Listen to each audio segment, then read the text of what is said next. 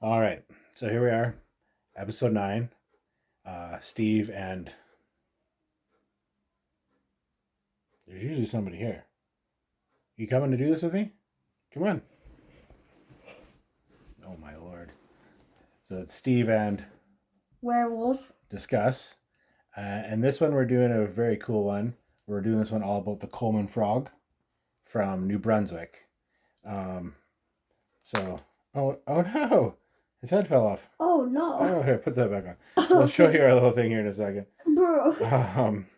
But so the Coleman frog's unique because a lot of the stuff that we've been talking about, there's um, Evidence. no real physical evidence of this one. But this one's different.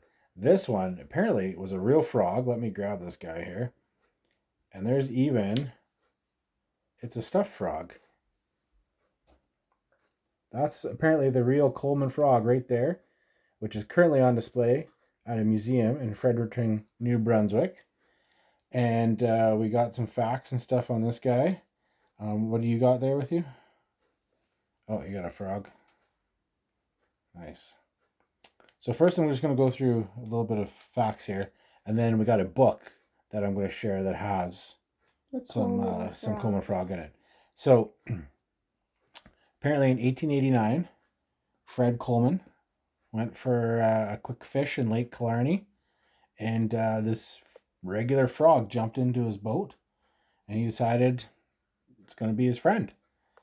So he then fed it a whole bunch of stuff like every day. And over 8 years, it grew to a massive 50 pounds. 50 pounds. That's like a dog. But then I guess it also lived out at this lake still. And then at some point, these two young adults decided they'd had enough and they went out and they dynamited the area and blasted it to smithereens. But I guess enough of it was still salvageable. It was then sent to Bangor, Maine, where it was then stuffed and taxidermied and then sent back up to the museum.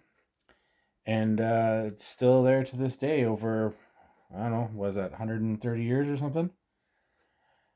The crazy thing is, a lot of people obviously say it's a hoax. They say this isn't the real frog. Some people say it's because it was trying to promote cough syrup. So it was this big like hoax that was done. But the biggest thing right now is the museum that has it won't allow anybody to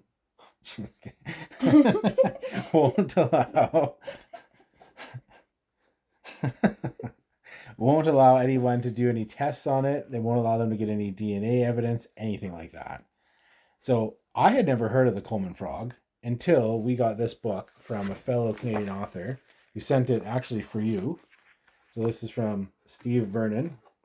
So this is called Maritime Monsters, a field guide from Steve Vernon and illustrated by, who's that, Jeff Solway, which is very kind of him to send this a few years back. And so I just find this here. Let's show the picture that they got in here.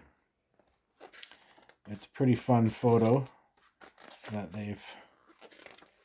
Apparently I totally lost the spot there that we had it at. Oh, next one. There. So here, hold that up. So this is the image they have in here of the Coleman frog. Look at that guy. Holy. Trying to get no glare. That's awesome. All right, let's see. Let's see if there's anything else in here that's really of note that we can use. So it says that he would give it fistfuls of beetles and moths, and grasshoppers. And that it would really love to eat people food, and that's why it grew so big. Wow, that's pretty crazy, eh? And it's still in that pond, or not not in the pond, in the museum. Let's find this. That's creepy. Let's find your let's image again. Where are we? There. So that's. And if you look real close here, I don't know if I can get this into focus. There's a picture of Fred Coleman there with the frog. And So yeah, I mean, it makes you wonder. What do you think? Do you think this is a real thing? Do you think this was just something they did? What's your thoughts on this? I think it's a real thing. And but how do they have it like intact? And it looks like it's plastic, and it was blown up. So, and there probably wasn't enough evidence left to make it. Well, what they probably did was they probably here's the Coleman frog with Fred Coleman. I mean, obviously, if it's taxidermied, it's probably one of those ones where they just, kind of stuffed her together as much as they could. Also, though, if it's a hoax, then it's just a fake large frog, right? Because they won't actually allow any testing to be done on it. So I would think that it probably wasn't a real frog. But as we know, reptiles can get big, right? Amphibians can get massive. There's huge frogs out there. So maybe this is one of those cases where that frog just got massive. Like Chinese giant salamanders. Yeah, those things are freaky, right? And I don't think you can touch them, can you? No. Because they got like mucus on their skin or something, right? Yeah. That can poison you. That's crazy. Giant. Yeah, I think those things are really cool looking, but man, they're crazy. All right. Oh, hey, it's you. I know. All right. Well, I think that's about all we got for this one, right? It's pretty cool. It's a pretty cool piece of Canadian mythology and lore. Maybe someday when we're out in New Brunswick, we should take a look at it. But otherwise, yeah, I think that's about all we got right now, right? Yeah. All right. So this has been episode 9.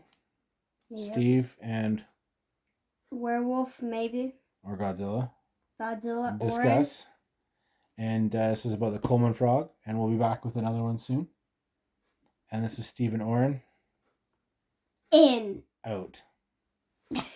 Every time.